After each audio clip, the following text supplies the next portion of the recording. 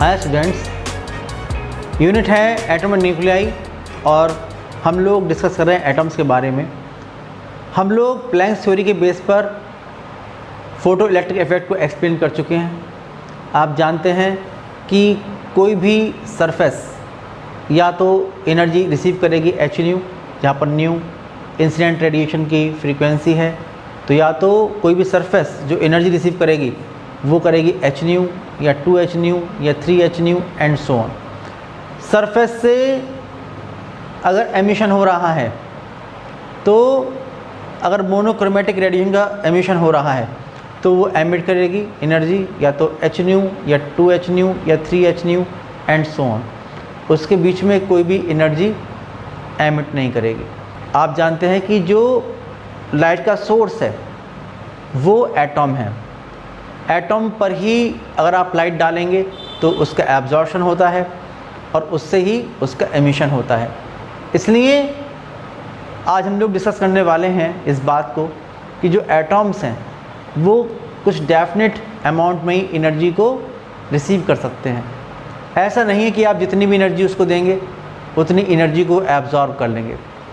इसकी वजह से आज हम लोग पढ़ने वाले हैं discrete energy level of atoms. इसको एक्सपेरिमेंटली बताया लेनार्ड ने, फ्रैंक और हर्ट्ज ने। इसका मतलब ये हुआ कि अगर आप एटम को एनर्जी देते हैं तो वो जो एनर्जी रिसीव करेगा एटम, वो ऐसा नहीं कोई भी एनर्जी रिसीव कर ले, वो कुछ डेफिनेट अमाउंट की एनर्जी रिसीव कर सकता है, बाकी एनर्जी को रिजेक्ट कर देगा या रिसीव नहीं करेगा। इसको देखिए प्रूव करने के लिए, इस बात को प्रूव करने के लिए जो प्रिंसिपल है फ्रैंक और हर्ट्ज एक्सपेरिमेंट का वो ये है कि देखिए ये एक चैम्बर लिया हुआ है और इस चैम्बर में कोई गैस भर दी गई है। इस चैम्बर में कोई गैस भर दी गई है। अब यहाँ से आप इलेक्ट्रॉन्स भेजते हैं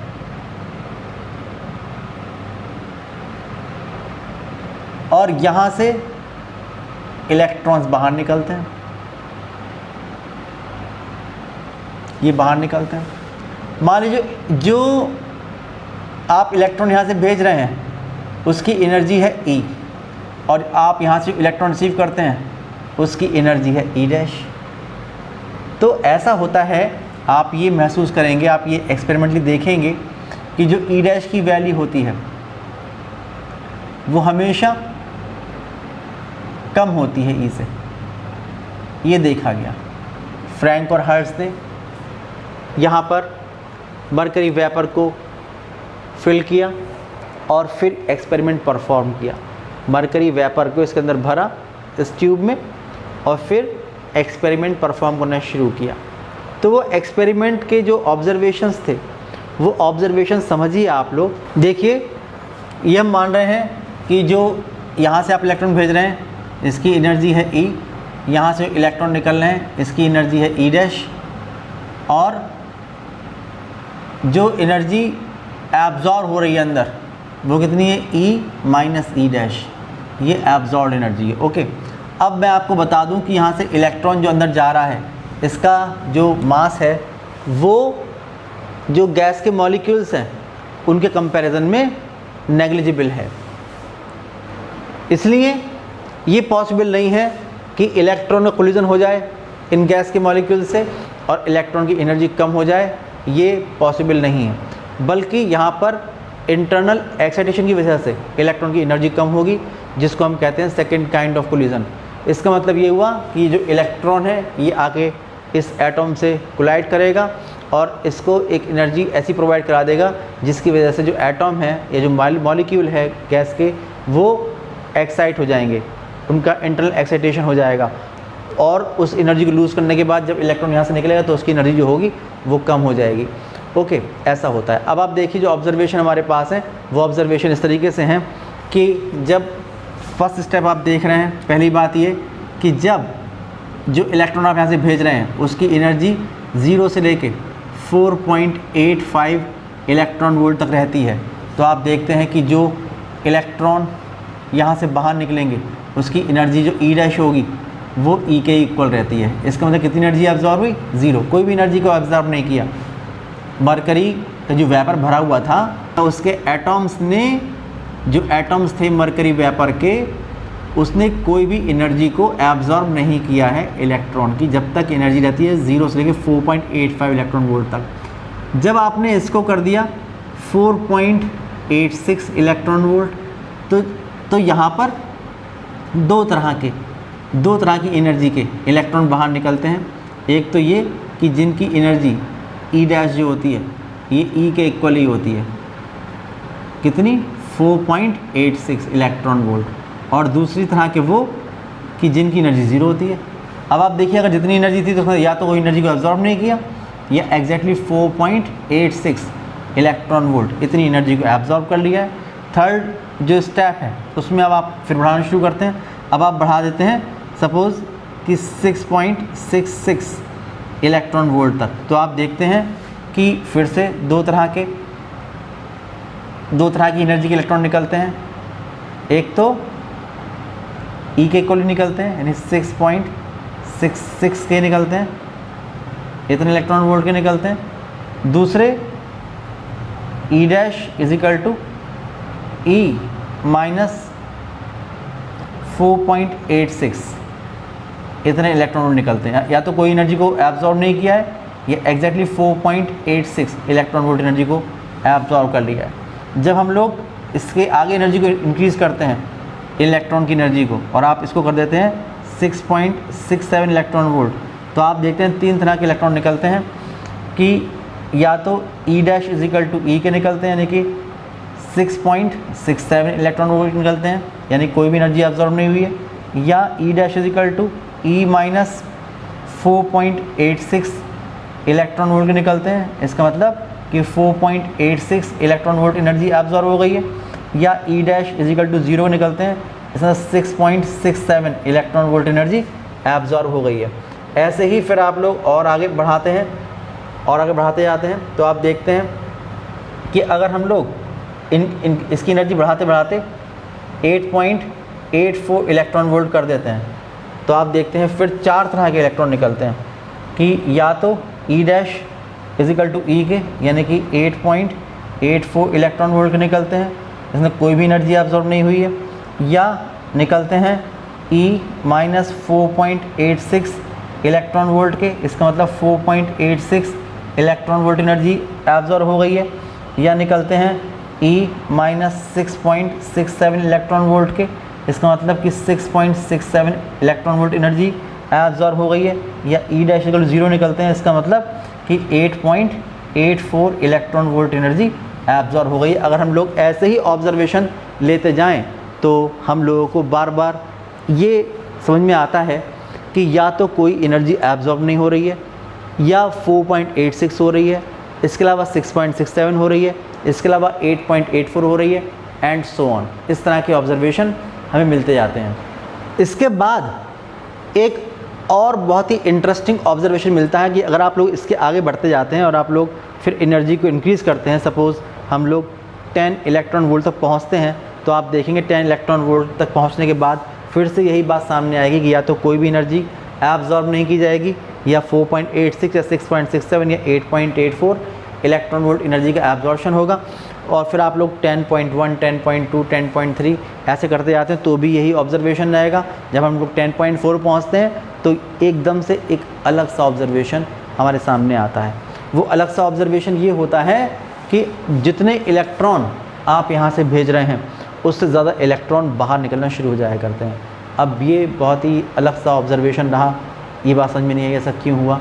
तो ऐसा इसलिए हुआ कि जो आप इलेक्ट्रॉन यहाँ से भेज रहे थे, जब उसकी एनर्जी 10.4 इलेक्ट्रॉन वोल्ट हो जाएगी तो उन इलेक्ट्रॉन की एनर्जी इतनी ज़्यादा हो गई है कि जब वो टकराए आकर तो उन्होंने एटम को इतनी ज़्यादा एनर्जी प्रोवाइड करा दी होगी कि फिर जो इलेक्ट्रॉन थे, ऑर्बिटल इलेक्ट्रॉन जो रिवॉल्व कर रहे थे, वो उससे निकल के बाहर आ गए होंगे, यानी कि आयनाइज्ड हो गया होगा वो एटम। ठीक है ना। इसलिए जितने इलेक्ट्रॉन आप यहाँ से भेजेंगे उससे ज़्यादा इलेक्ट्रॉन बाहर निकल आएंगे। इसको देखिए मैं एनर्जी लेवल डायग्राम से रिप्रेजेंट कर रहा हूँ। एनर्जी लेवल डायग्राम में केमिस्ट्री में पढ़ा हुआ आप लोगों ने, एक होती है ground energy state. Ground energy state की एनर्जी को ज़ीरो मानकर मैं यहाँ पर एनर्जी लेवल डायग्राम को शो कर रहा हूँ।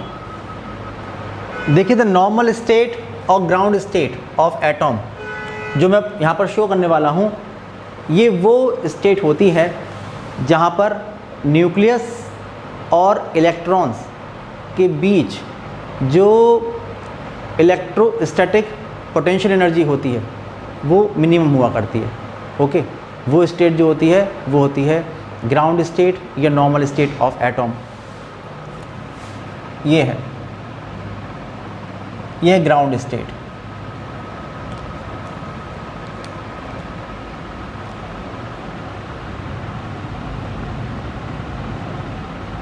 ये है ग्राउंड स्टेट। इसके ऊपर आप देख रहे हैं कि इसकी एनर्जी को मैं ज़ीरो मान रहा हूँ। इसकी एनर्जी को E1 इसको मैंने ज़ीरो माना हुआ है। उसके ऊपर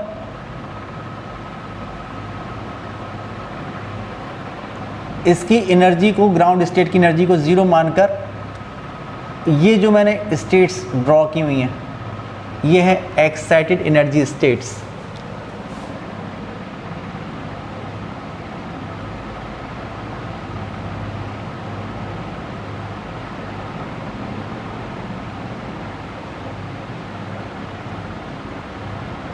ये है एक्साइटेड एनर्जी स्टेट्स। इनकी एनर्जी कितनी कितनी होनी चाहिए? अगर इसकी एनर्जी ज़ीरो ये है तो ये जो इसकी एनर्जी होगी, क्या बताया था, ज़ीरो के बाद 4.86 फिर 6.67, 4.86 इलेक्ट्रॉन वोल्ट इसकी एनर्जी, E3 6.67 इलेक्ट्रॉन वोल्ट और इसकी energy E4 is equal to 8.84 electron volt and so on. ये चलेंगी इसकी एनर्जीज। और उसके बाद जब आप लोग देख रहे हैं कि उसके बाद 10.4 पर एनर्जी और रिसीव की थी इसने, तो ये जो एनर्जी लेवल होगा ये होगा आयनाइजेशन एनर्जी स्टेट।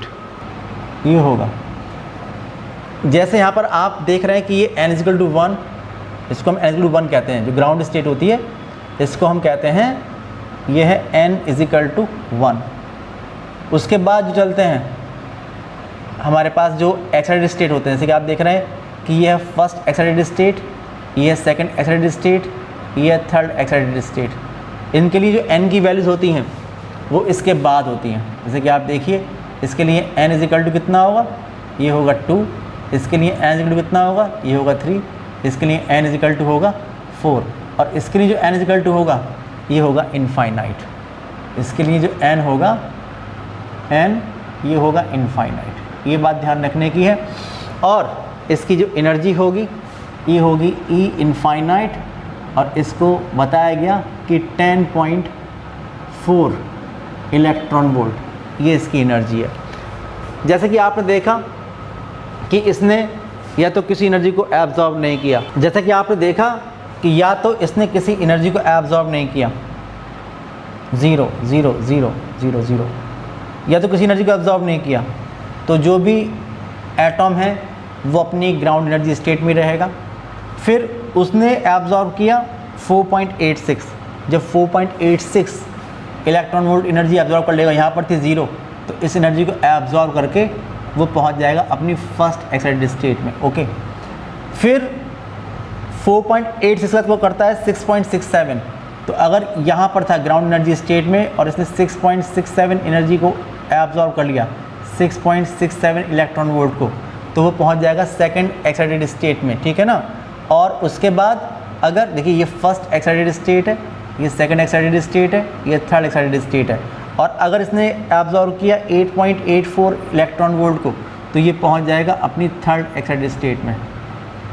ये है, ये किसी भी एटॉम का या किसी भी इलेक्ट्रॉन का किसी भी एक एनर्जी स्टेट से किसी भी दूसरी एनर्जी स्टेट में पहुंचना, इसे हम ट्रांजिशन कहते हैं। तो आप देख रहे हैं यहाँ transition between n=1 and n=2 हो रहा है, यानी between ground energy state and first excited energy state के बीच में हो रहा है।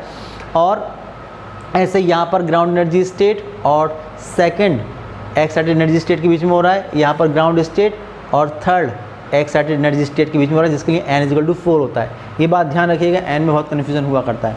और उसके बाद जब 10.4 इलेक्ट्रॉन वोल्ट की एनर्जी के इलेक्ट्रॉन आप यहाँ पर डालने शुरू करेंगे, यहाँ से भेजने शुरू करेंगे, तो आप देखते हैं कि बहुत ज़्यादा इलेक्ट्रॉन यहाँ पर निकलना शुरू हो जाया करते हैं। जितने इलेक्ट्रॉन भेजते हैं उससे ज़्यादा इलेक्ट्रॉन निकलते हैं। इसका मतलब ये हुआ कि वो अपने साथ जो ये एटॉम्स हैं इनके इलेक्ट्रॉन को बाहर निकाल लाता है और उस वक्त वो पहुँच जाएगा आयनाइजेशन एनर्जी स्टेट में। इसका मतलब कि जो इलेक्ट्रॉन, जो ऑर्बिटल इलेक्ट्रॉन था, वो अपनी ऑर्बिट को छोड़कर किसी भी एक्साइटेड एनर्जी स्टेट में नहीं जाएगा, बल्कि उससे बाहर निकल जाएगा। और इसको मैं एक डॉटेड ट्रांजिशन से रिप्रेजेंट कर रहा हूँ। ये डॉटेड ट्रांजिशन से इसको रिप्रेजेंट कर रहे हैं। आप देखिए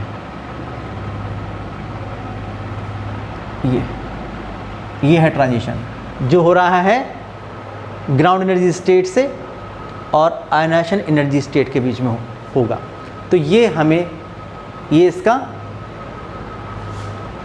एनर्जी लेवल डायग्राम है।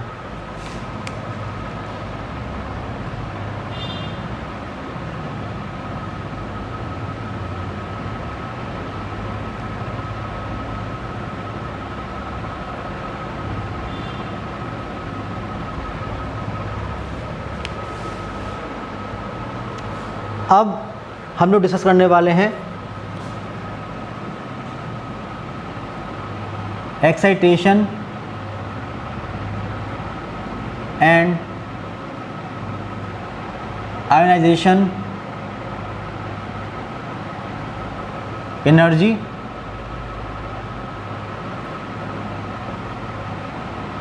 और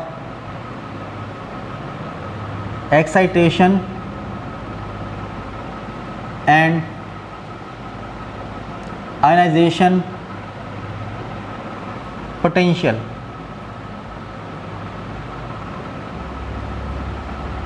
इसको हम डिस्कस करने वाले हैं। हम लोग बात कर रहे हैं मरकरी की। तो आपको बताया गया कि जब भी कोई इलेक्ट्रॉन यहाँ से आएगा और सेकेंड काइंड ऑफ कोलिजन उसका हुआ किसी भी एटॉम से, तो वो अपनी एनर्जी ट्रांसफ़र कर देगा एटॉम को, और उस एनर्जी को रिसीव करके कोई भी इलेक्ट्रॉन जो कि ग्राउंड एनर्जी स्टेट में था वो किसी भी एक्साइटेड एनर्जी स्टेट में पहुंच जाएगा। तो वो मिनिमम एनर्जी जिसको रिसीव करके कोई भी एटॉम अपनी ग्राउंड एनर्जी स्टेट से एक्साइटेड एनर्जी स्टेट में पहुंच जाता है, ये इसकी होती है एक्साइटेशन एनर्जी। ठीक है ना। जैसे अगर आपसे कहा जाए कि अगर इसकी फर्स्ट एक्साइटेशन एनर्जी कितनी है, तो आप देख रहे हैं कि यहाँ से यहाँ पहुँचने के लिए ग्राउंड एनर्जी स्टेट से फर्स्ट एक्साइटेड एनर्जी स्टेट में पहुँचने के लिए जो मिनिमम एनर्जी रिक्वायर्ड है 4.86 इलेक्ट्रॉन वोल्ट। तो इसकी जो फर्स्ट एक्साइटेशन एनर्जी होगी, हम बात करें फॉर मरकरी, तो कितनी होगी E1, ये होगी 4.86 इलेक्ट्रॉन वोल्ट। ऐसे ही आप देखिए कि ग्राउंड एनर्जी स्टेट से और सेकंड एक्साइटेड एनर्जी स्टेट में पहुंचने के लिए जो रिक्वायर्ड एनर्जी है, मिनिमम रिक्वायर्ड एनर्जी, यह 6.67 इलेक्ट्रॉन वोल्ट। तो इसकी जो सेकंड एक्साइटेशन एनर्जी होगी वो होगी 6.67 इलेक्ट्रॉन वोल्ट, ये होगी। ऐसे ही ग्राउंड एनर्जी स्टेट से थर्ड एक्साइटेड एनर्जी स्टेट में पहुंचने के लिए जो मिनिमम एनर्जी रिक्वायर्ड है यह 8.84 इलेक्ट्रॉन वोल्ट, तो ये हो जाएगी E3 थर्ड एक्साइटेशन एनर्जी, ये होगी 8.84 इलेक्ट्रॉन वोल्ट। ये होंगी इसकी एक्साइटेशन एनर्जी।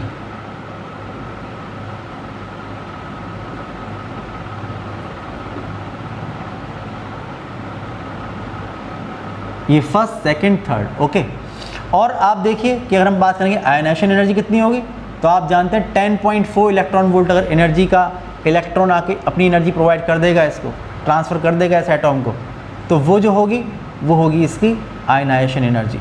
तो आप लिख सकते हैं कि जो आयनाइजेशन एनर्जी होगी, आयनाइजेशन एनर्जी यानी E∗I, ये होगी 10.4 इलेक्ट्रॉन वोल्ट। ये पता लग रहा है इस ग्राफ से। उसके बाद हम देख रहे हैं कि excitation potential and ionisation potential, ये क्या होता है।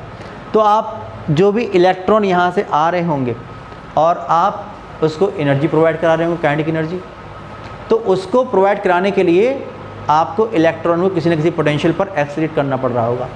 तो किसी भी इलेक्ट्रॉन को जिस पोटेंशियल पर आप एक्सीलरेट कराते हो, जिससे कि वो इतनी मिनिमम एनर्जी एक्वायर कर ले कि किसी भी एटॉम से जब उसका कोलिजन हो तो वो उसको इतनी एनर्जी प्रोवाइड करा सके कि वो अपनी ग्राउंड एनर्जी स्टेट से किसी भी एक्साइटेड एनर्जी स्टेट में पहुंच जाता है, तो वो होती है उसकी एक्साइटेशन पोटेंशियल। जैसे कि आप देखिए जो फर्स्ट एक्साइटेशन पोटेंशियल होगा वो कितना होगा 4.86 वोल्ट। अगर किसी भी इलेक्ट्रॉन को, फार्मूला होता है W=QV या डेल्टा K=QV या K=QV, तो अगर किसी भी इलेक्ट्रॉन को हम 4.86 वोल्ट पर एक्सीलरेट करेंगे तो वो एनर्जी गेन कितनी कर लेगा 4.86 इलेक्ट्रॉन वोल्ट। और जब वो इलेक्ट्रॉन का कोलिजन होगा किसी भी एटॉम से, मरकरी के एटॉम से, तो वो अपनी एनर्जी ट्रांसफ़र कर देगा उस एटॉम को और उस एनर्जी को लेकर वो ग्राउंड एनर्जी स्टेट से पहुंच जाएगा फर्स्ट एक्साइटेड एनर्जी स्टेट में। ओके, तो यहाँ पर जो इसका फर्स्ट एक्साइटेशन पोटेंशियल होगा V1, ये होगा 4.86 इलेक्ट्रॉन वोल्ट। हम बात कर रहे हैं एक्साइटेशन पोटेंशियल्स की।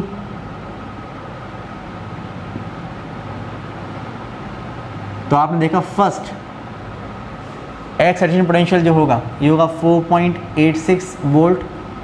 जो सेकंड होगा इसी तरीके से अगर आप उसे 6.67 वोल्ट पर एक्सीलरेट करेंगे तो एनर्जी गेन करेगा 6.67 इलेक्ट्रॉन वोल्ट। जब इलेक्ट्रॉन अगर टकराएगा किसी भी एटॉम से तो 6.67 इलेक्ट्रॉन वोल्ट एनर्जी ट्रांसफ़र करेगा एटॉम को और एटॉम उस एनर्जी को रिसीव करके ग्राउंड एनर्जी स्टेट से पहुंचेगा यहाँ पर 6.67 इलेक्ट्रॉन वोल्ट एनर्जी वाले एनर्जी स्टेट में, जो है सेकंड एक्साइटेड एनर्जी स्टेट, ये वाला। ओके, तो ये इसका सेकंड एक्साइटेशन पोटेंशियल होगा कि 6.67 वोल्ट, ये हो जाएगा।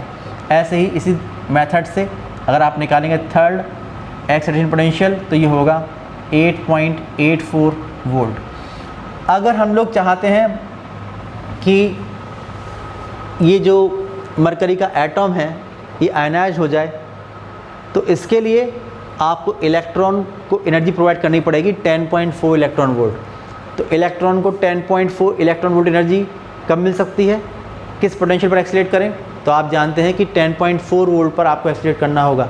इसलिए यहाँ पर जो आयनाइजेशन पोटेंशियल होगा, मरकरी की हम बात कर रहे हैं सिर्फ अभी, तो आप लिखेंगे आयनाइजेशन पोटेंशियल V∗I, ये हो जाएगा 10.4 वोल्ट। तो ये बात मरकरी के लिए आप समझ पा रहे होंगे। ये जो एनर्जी लेवल डायग्राम या एनर्जी बैंड डायग्राम है इससे भी आप समझ पा रहे होंगे इन सब बातों को। हम जो अभी मैंने एक्सप्लेन किया है, हमने अभी जो एक्सप्लेन किया है ये इसका एब्जॉर्प्शन स्पेक्ट्रम है। इसका मतलब ये हुआ कि यहाँ पर जब आपने इलेक्ट्रॉन्स को यहाँ पर भेजा था तो उसकी एनर्जी को एब्जॉर्ब करके जो मरकरी के एटॉम थे ये अपनी ग्राउंड एनर्जी स्टेट से या तो एक्साइटेड एनर्जी स्टेट में चले गए थे या चले गए थे किसी भी आयनाइजेशन एनर्जी स्टेट में। तो ये जो स्पेक्ट्रम है मैंने बताया आप लोगों को, इस वजह से इसे कहते हैं एब्जॉर्प्शन स्पेक्ट्रम। ये जो स्पेक्ट्रम है ये है एब्जॉर्प्शन स्पेक्ट्रम ऑफ मरकरी, ये है। अब आप देखिए कि ऐसा नहीं है कि जो भी एटॉम या इलेक्ट्रॉन ग्राउंड एनर्जी स्टेट से चले गए किसी भी एक्साइटेड एनर्जी स्टेट में वो वापस लौट के नहीं आएंगे। जो ये डॉटेड मैंने शो किया हुआ है आयनाइजेशन एनर्जी स्टेट में चला गया है, ये वाला वापस लौट के नहीं आएगा। ठीक है ना। लेकिन बाकी जितने भी इलेक्ट्रॉन किसी भी एक्साइटेड एनर्जी स्टेट में पहुंच गए हैं तो वो 10⁻⁸ सेकंड तक रुकते हैं वहाँ पर और उसके बाद अपनी लोअर एनर्जी स्टेट में वापस लौटने लगते हैं। तो क्या हुआ, अगर मान लीजिए मैं आपसे कहूँ कि मैंने इस पर लाइट डाली, इस पर मरकरी की वेपर पे अगर मैंने लाइट डाली तो क्या होगा कि ये सेलेक्टेड एनर्जी के फोटॉन्स को एब्जॉर्ब कर लेगी। कौन कौन सी एनर्जी के? 4.86, 6.67, 8.84, इनके ये जो जितने भी एनर्जी स्टेट्स आपको नज़र आ रही हैं, जिनकी एनर्जी अगर ग्राउंड स्टेट की एनर्जी को अगर मैं ज़ीरो मानूं तो जो भी एक्साइटेड एनर्जी स्टेट्स हैं इनकी एनर्जी जितनी भी है उतनी एनर्जी के फोटोन को वो एब्जॉर्ब कर लेंगी और जब लाइट वहाँ से बाहर निकलेगी तो अगर आप उसका स्पेक्ट्रम देखेंगे तो उस जगह पर ब्लैक लाइन आएगी, क्योंकि वहाँ पर उस एनर्जी के या उस फ्रीक्वेंसी के या उस वेवलेंथ के जो फोटोन थे जिनकी एनर्जी इतनी थी उनका एब्जॉर्प्शन हो चुका होगा। तो इसे कहते हैं हम लोग एब्जॉर्प्शन स्पेक्ट्रम। लेकिन मैंने बताया कि जो ये इलेक्ट्रॉन है जो पहुँचे हैं एक्साइटेड एनर्जी स्टेट में, ये केवल वहाँ पर 10⁻⁸ सेकंड तक रुकते हैं और उसके बाद वापस लौटना शुरू हो जाते हैं कंपैरेटिवली लोअर एनर्जी स्टेट में। और अब जो स्पेक्ट्रम मिलता है, क्योंकि यहाँ तो फोटोन का एब्जॉर्प्शन हुआ था, लेकिन अब जब हायर एनर्जी स्टेट से लोअर एनर्जी स्टेट में इलेक्ट्रॉन वापस लौटना शुरू करेंगे तो आप देखेंगे कि वो एनर्जी जब नीचे आएंगे तो एनर्जी को एमिट करना शुरू कर देंगे, तो यहाँ से फोटोन का एमिशन शुरू हो जाया करता है। इसलिए अब हम लोग बात कर रहे हैं एमिशन स्पेक्ट्रम के बारे में। देखिए एमिशन स्पेक्ट्रम,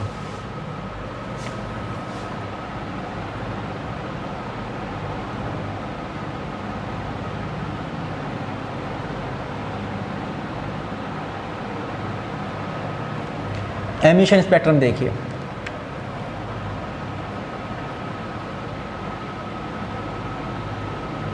मैं बिल्कुल यही बना रहा हूँ, यहाँ पर दोबारा लिखूँगा नहीं। ये कौन सी स्टेट है? Ionisation energy state. ये कितनी है इसके लिए? n की वैल्यू इनफाइनाइट, E इनफाइनाइट कितना है? 10.4। इससे करस्पॉन्डिंग सामने देखिए, ये है एक्साइटेड एनर्जी स्टेट, ये है एक्साइटेड एनर्जी स्टेट, ये है एक्साइटेड एनर्जी स्टेट, ओके, और ये है इसकी ग्राउंड एनर्जी स्टेट। यही सब बातें यहाँ लिखी हुई हैं, ये n की वैल्यूज लिखी हुई हैं, ये सब आप इसको मानिए। तो अब हम लोगों ने क्या किया कि जो यहाँ पहुँच गए इलेक्ट्रॉन एटम से बाहर, वो तो वापस लौट के आएंगे नहीं, लेकिन अब आप देख रहे हैं कि यहाँ पर भी इलेक्ट्रॉन है, यहाँ पर भी हैं, यहाँ पर भी हैं, यहाँ पर ये इलेक्ट्रॉन पहुँच चुके हैं, एटम एक्साइटेड एनर्जी स्टेट में है। तो 10⁻⁸ सेकंड बाद आप देखिए कि यहाँ से जो इलेक्ट्रॉन यहाँ है ये अपने लोअर एनर्जी स्टेट में आएगा, कहाँ आएगा? ग्राउंड एनर्जी स्टेट में आएगा। तो इस तरह से आएगा। जो यहाँ पर है वो लोअर एनर्जी स्टेट में आएगा, यहाँ आएगा। जो यहाँ पर है वो अपनी लोअर एनर्जी स्टेट में आएगा, इसका मतलब यहाँ आएगा।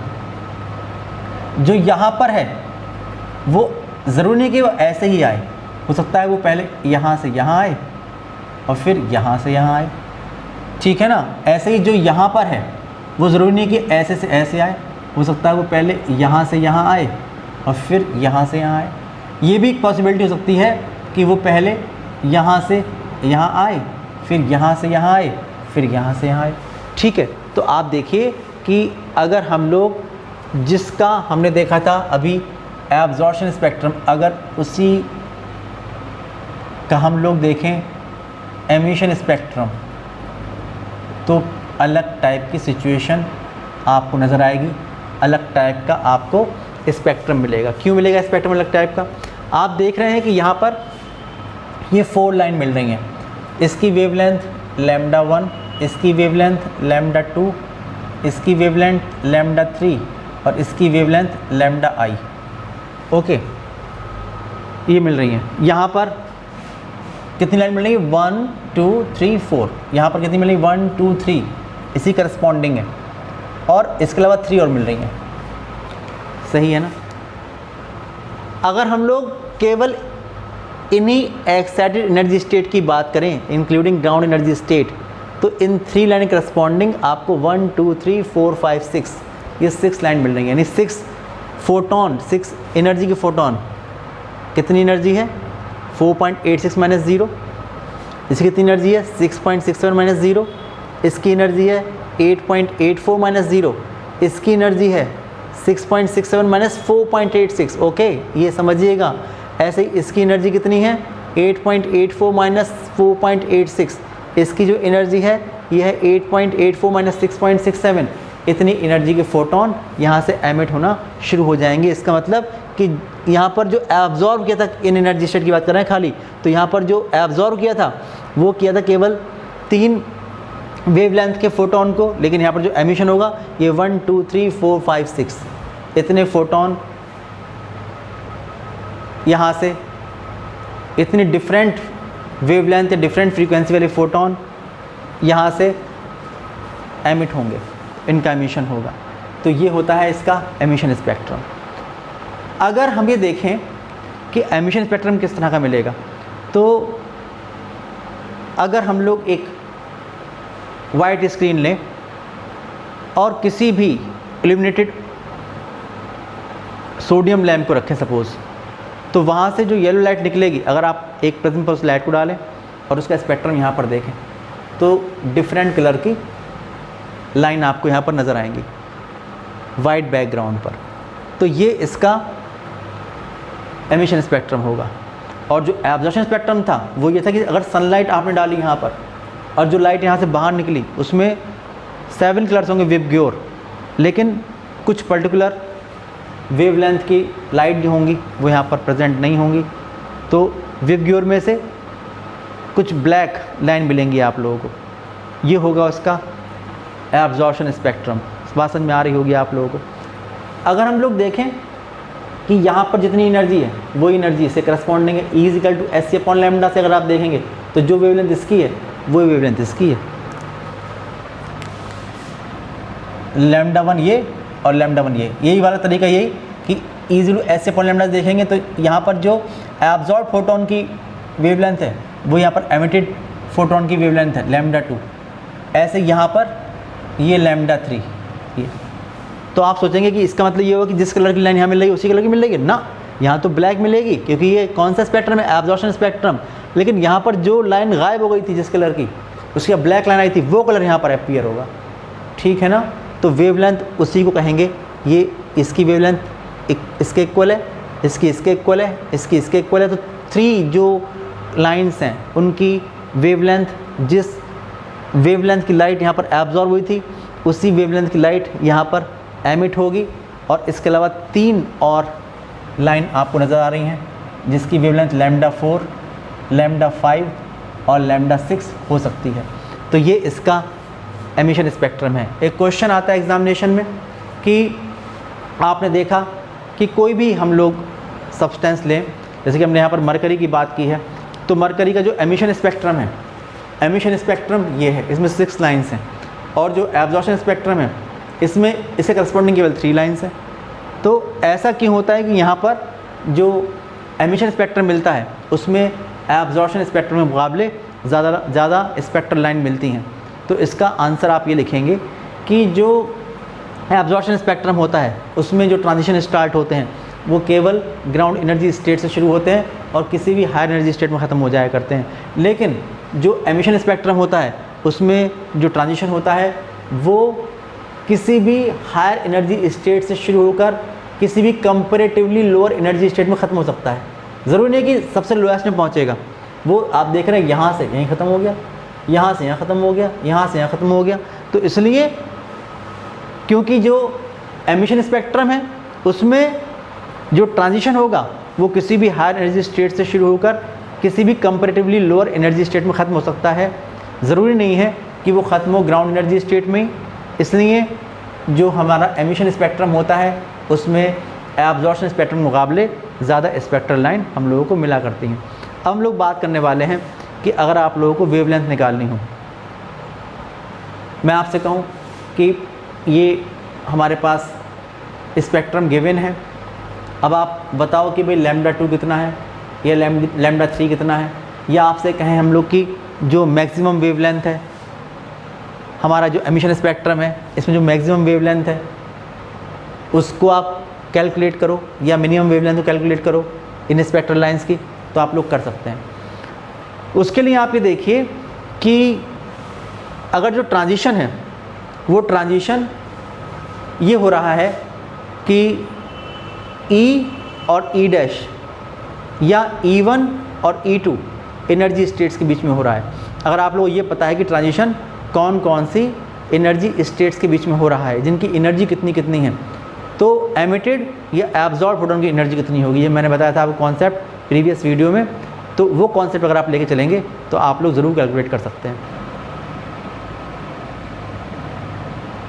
Wavelength of spectral line in emission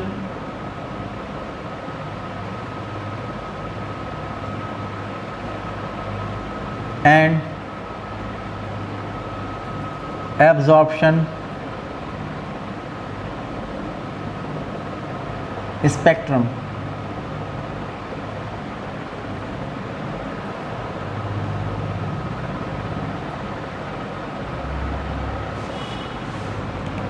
आप ये देखिए कि अगर ट्रांजिशन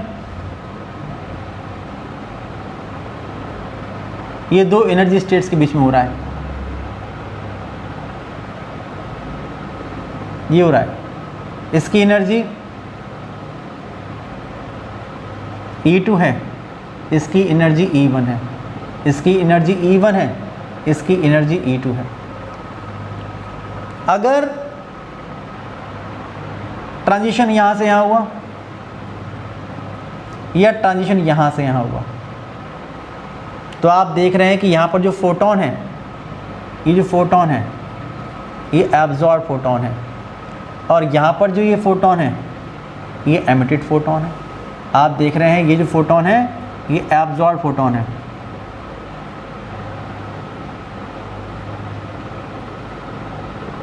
ये है, और ये है emitted photon.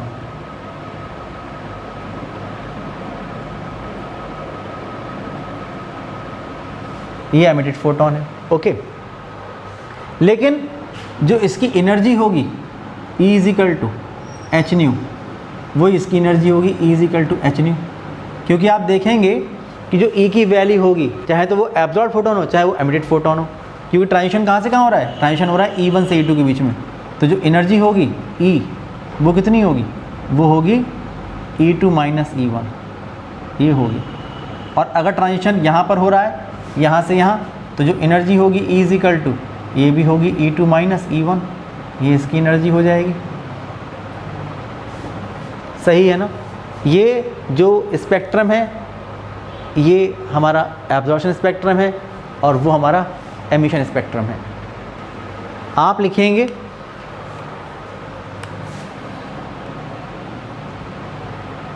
Energy of emitted और एब्जॉर्ब फोटोन तो होगी E is equal to H nu या E is equal to S C upon lambda. तो वेवलेंथ निकालेंगे यहाँ से,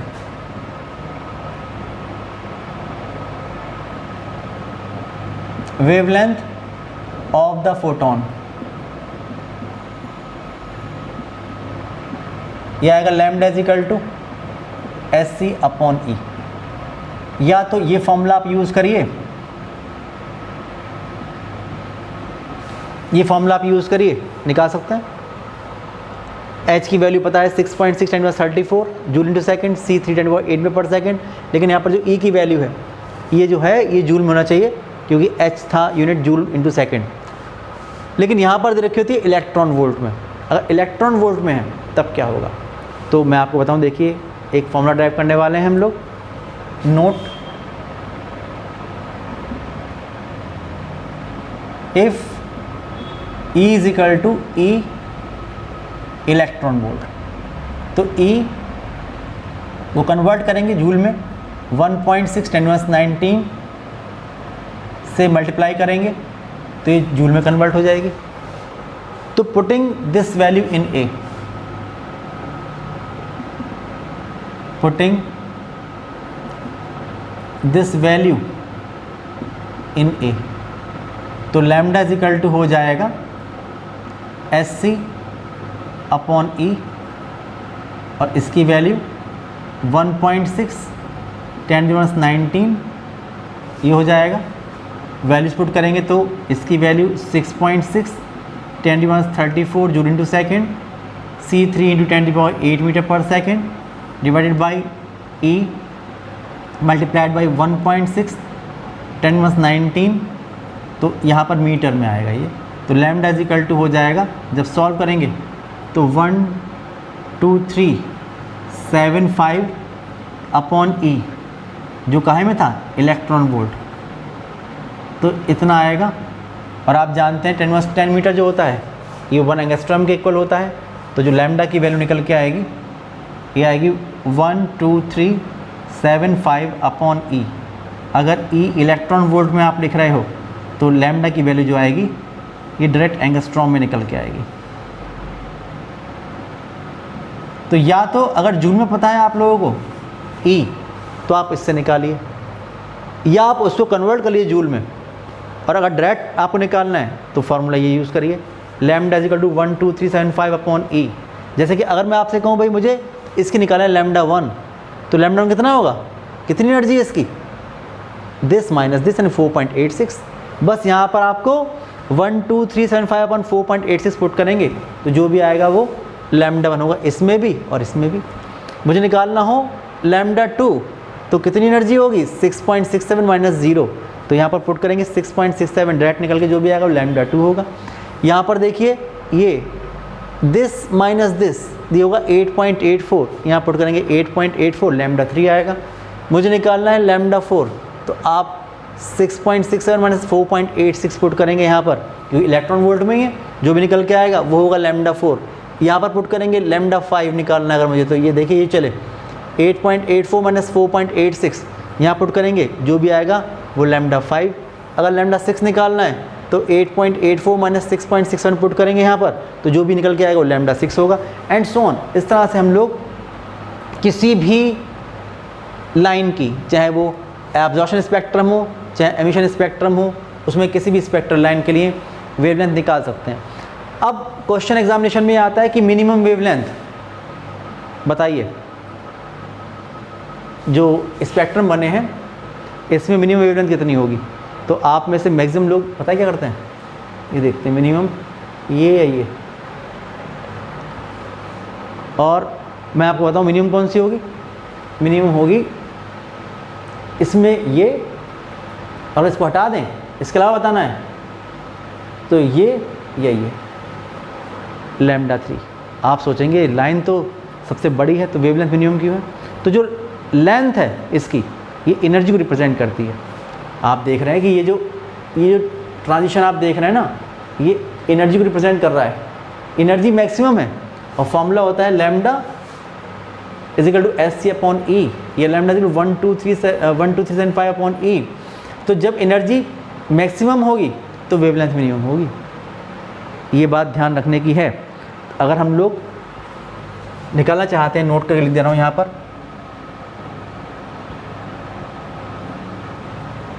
कि लैम्डा मिनिमम निकालना चाहते हैं तो या तो SC अपॉन E मैक्सिमम से निकालेंगे, अगर ये जूल में होगा तो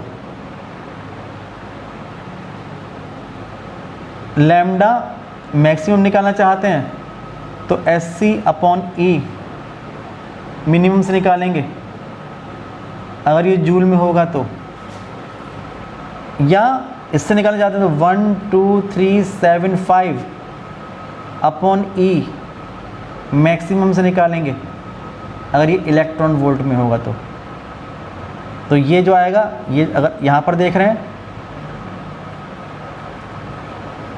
तो ये काहे में आएगा, तो ये आएगा मीटर में, और यहाँ पर ही काहे में आएगा, ये आएगा एंगस्ट्रॉम में।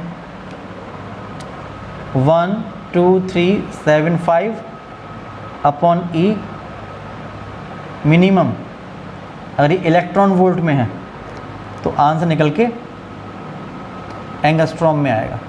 तो इस तरह से हम लोग एमिशन स्पेक्ट्रम में या एब्जॉर्प्शन स्पेक्ट्रम में किसी भी लाइन की वेवलेंथ निकाल सकते हैं, और अगर वेवलेंथ निकाल ली है तो nu is equal to C upon lambda से किसी भी ट्रांजिशन के लिए आप फ्रीक्वेंसी भी निकाल सकते हैं। ठीक है, तो आज जो मैंने आपको बताया है न्यूमेरिकल प्रॉब्लम्स में, ये आपकी बहुत हेल्प करेगा। इसके अलावा देखिए मैं आपको एक बात और बताऊं कि जो भी हमारे पास स्पेक्ट्रम होते हैं, जैसे कि आप देखें एब्जॉर्प्शन स्पेक्ट्रम, अगर मैं आपसे कहूं कि भाई इससे अगर यहाँ पर 0 नहीं लिखा होता, कुछ और लिखा होता, यहाँ कुछ और लिखा होता है, तो मैंने जो भी ग्राउंड एनर्जी स्टेट है उसको मैंने उसकी एनर्जी को मैंने 0 मान लिया है। लेकिन जनरली ऐसा होता है कि जो एनर्जी होती है वो नेगेटिव होती है। तो अगर आपको निकालनी है किसी भी गिवन ग्राफ में, किसी भी गिवन एनर्जी लेवल डायग्राम में, अगर आपको निकालनी है फर्स्ट एक्साइटेशन एनर्जी, तो this minus this, energy of first excited state minus energy of ground energy state. अगर आपको निकालना है आयनाइजेशन एनर्जी, तो energy of ionisation energy state minus energy of ground energy state. इस तरह की बातें आपको पता होनी चाहिए, ये ध्यान रखिएगा तो भी प्रॉब्लम नहीं होगी।